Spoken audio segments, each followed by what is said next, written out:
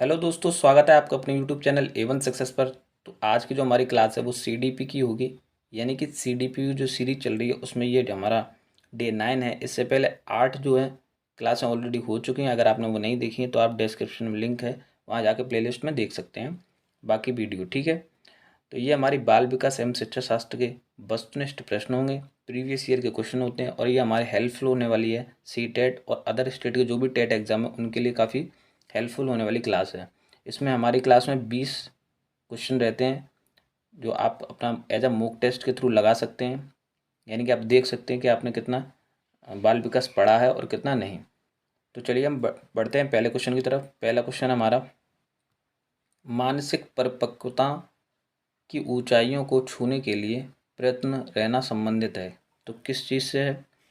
मानसिक परिपक्वता की बात कर रहे हैं कि ऊंचाइयों को छूने के लिए प्रयत्नरत रहना संबंधित है। ऑप्शन ए किशोरावस्था से, ऑप्शन बी है प्रौढ़ावस्था से, ऑप्शन सी है पूर्व बाल्यावस्था से और ऑप्शन डी है उत्तर बाल्यावस्था से। तो इस क्वेश्चन का जो राइट आंसर हो जाएगा वो ऑप्शन ए हो जाएगा, किशोरा अवस्था से। ऑप्शन ए इस क्वेश्चन का राइट आंसर हो जाएगा। और आपने इस क्वेश्चन का क्या आंसर लगाया था वो भी आप कमेंट करके बताएंगे कि आपने इस क्वेश्चन का क्या आंसर लगाया था। अगले क्वेश्चन की ओर बढ़ते हैं। अगला क्वेश्चन है, बुद्धि और एवं सृजनात्मकता यानी कि इंटेलिजेंस एंड क्रिएटिविटी में किस प्रकार का सहसंबंध पाया गया है? ऑप्शन ए है धनात्मक, ऑप्शन बी है ऋणात्मक, ऑप्शन सी है शून्य और ऑप्शन डी है ये सभी। तो इस क्वेश्चन का जो राइट आंसर हो जाएगा वो ऑप्शन ए हो जाएगा, धनात्मक पाया गया है। क्या संबंध? ठीक है, तो ए इस क्वेश्चन का राइट आंसर हो जाएगा। आपने इस क्वेश्चन का क्या आंसर लगाया था वो भी आप कमेंट में बताएंगे। ठीक है, अगले क्वेश्चन की ओर बढ़ते हैं। अगला क्वेश्चन है हमारा, कक्षा में अनुशासन बनाए रखने के लिए सर्वाधिक प्रभावशाली उपाय क्या है?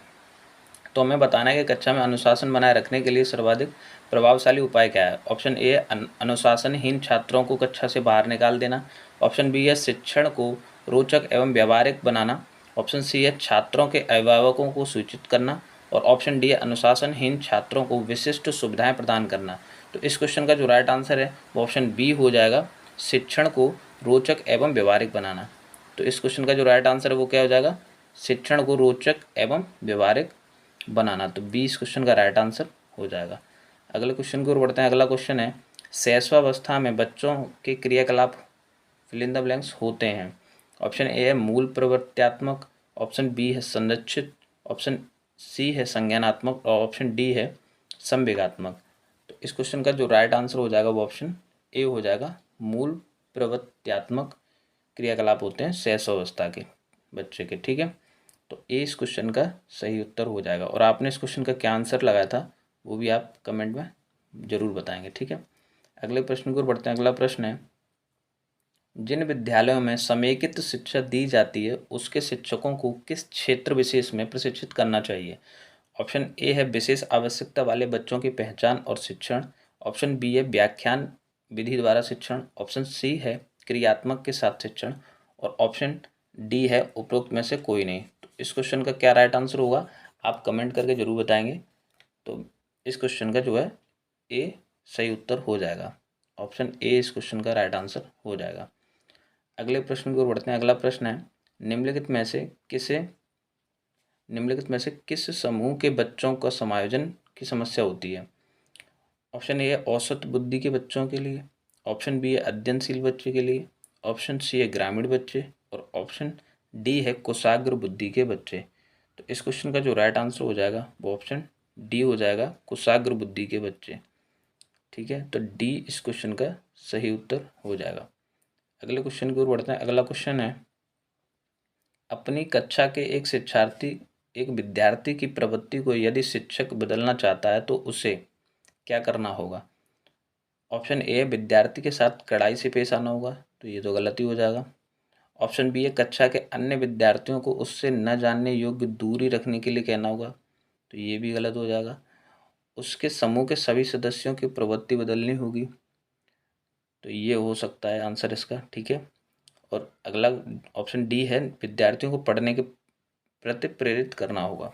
तो इस क्वेश्चन का जो राइट आंसर है ऑप्शन सी हो जाएगा, क्योंकि बच्चे जो है सदस्यों के यानी कि अपने समूह के सदस्यों के साथ ज़्यादा घुले मिले रहते हैं, तो उससे ये हमारा जो है राइट आंसर हो जाएगा। डी इसका गलत आंसर होगा, तो सी इस क्वेश्चन का राइट आंसर हो जाएगा।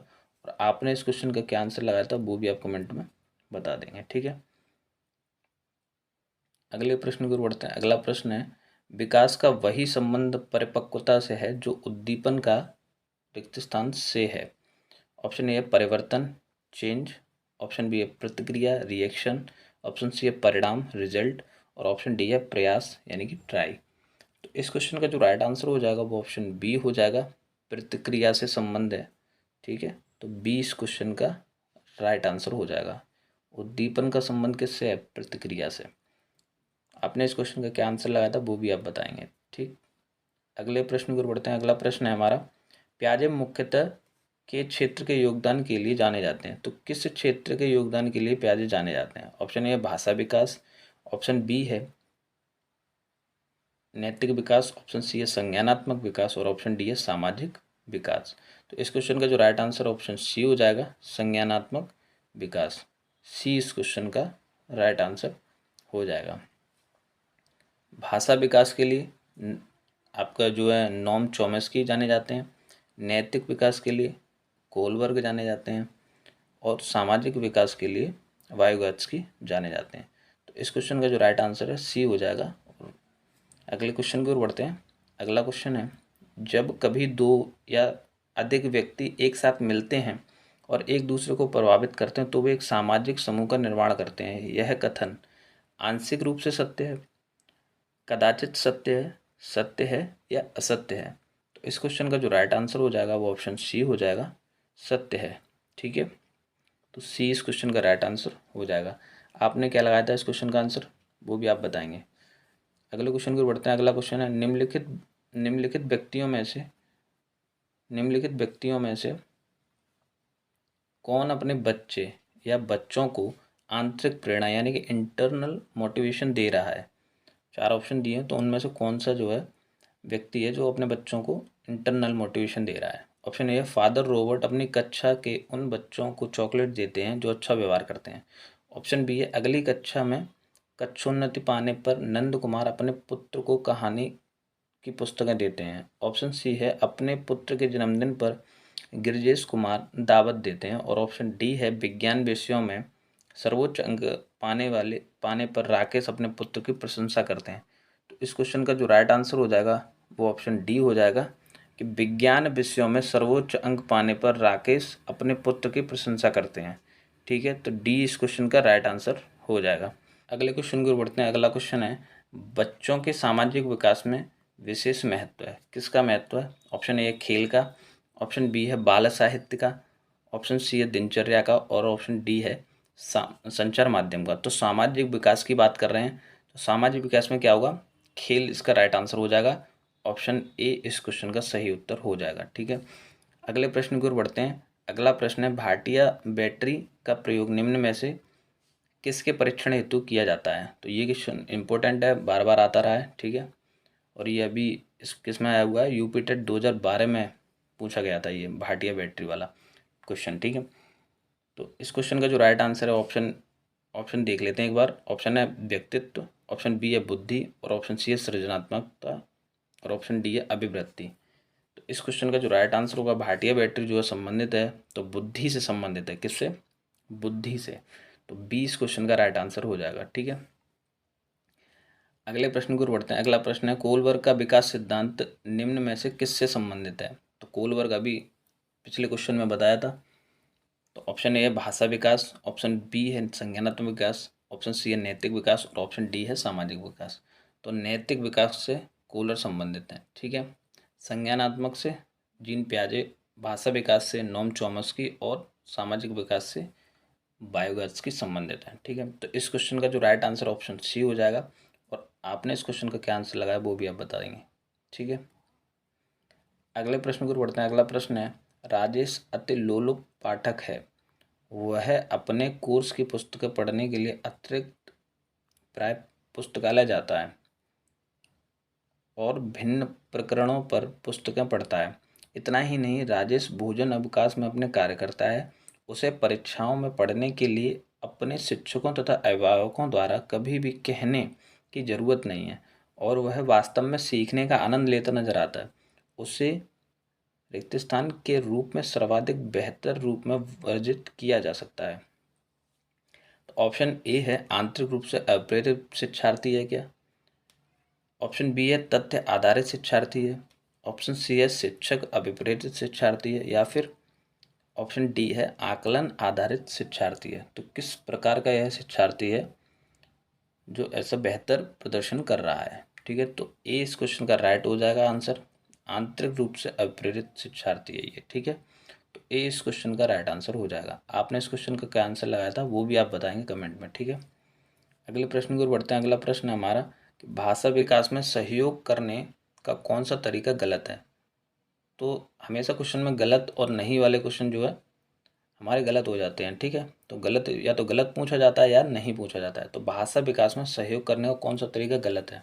ऑप्शन ए बच्चों को बिना टोके प्रकरण पर बात करना। ऑप्शन बी है उसकी अपनी भाषा के प्रयोग को अमान्य करना। ऑप्शन सी है उसके प्रयोगों का समर्थन करना। और ऑप्शन डी है भाषा के प्रयोग के अवसर उपलब्ध कराना। तो इस क्वेश्चन का जो राइट आंसर है वो ऑप्शन बी हो जाएगा, उसकी अपनी भाषा के प्रयोग को अमान्य करना, उसकी भाषा को महत्व न देना। ये क्या हो गया, गलत हो जाएगा इस क्वेश्चन का आंसर। ठीक है, तो इस क्वेश्चन का जो राइट आंसर है वो ऑप्शन बी हो जाएगा। अगले क्वेश्चन को बढ़ते हैं। अगला क्वेश्चन है मानव बुद्धि एवं विकास की समझ शिक्षक को रिक्त स्थान योग्य बनाती है। किस योग्य बनाती है? ऑप्शन ए निष्पक्ष रूप से अनबाइज्ड वे अपने शिक्षण अभ्यास। ऑप्शन बी है शिक्षण के समय शिक्षार्थियों के संवेगों पर नियंत्रण बनाए रखना। ऑप्शन बी है विविध शिक्षार्थियों यानी कि डाइवर्स लर्नर्स के शिक्षण के बारे में स्पष्टता। और ऑप्शन डी है शिक्षार्थियों को यह बताना कि वह अपने जीवन को कैसे सुधार सकते हैं। तो इस क्वेश्चन का जो राइट आंसर है वो ऑप्शन सी हो जाएगा, विविध शिक्षार्थियों के शिक्षण के बारे में स्पष्टता योग्य बनाती है। ठीक है, तो सी इस क्वेश्चन का राइट आंसर हो जाएगा। और आपने इस क्वेश्चन का क्या आंसर लगाया था वो भी एक बार कमेंट में जरूर बताएंगे। अगले प्रश्न की ओर बढ़ते हैं। अगला प्रश्न है निम्नलिखित में से कौन सा सत्य है? ऑप्शन ए शिक्षक द्वारा प्रश्न पूछना संज्ञानात्मक विकास में बाधक है। ऑप्शन बी है विकास और सीखना दोनों सामाजिक सांस्कृतिक संदर्भों से अप्रभावित रहते हैं। ऑप्शन सी है शिक्षार्थी एक निश्चित तरीके से सीखते हैं। और ऑप्शन डी है खेलना संज्ञान और सामाजिक दक्षता के लिए सार्थक है। तो इस क्वेश्चन का जो राइट आंसर हो जाएगा वो ऑप्शन डी हो जाएगा, खेलना संज्ञान और सामाजिक दक्षता के लिए सार्थक है। तो डी इस क्वेश्चन का क्या हो जाएगा, राइट आंसर हो जाएगा।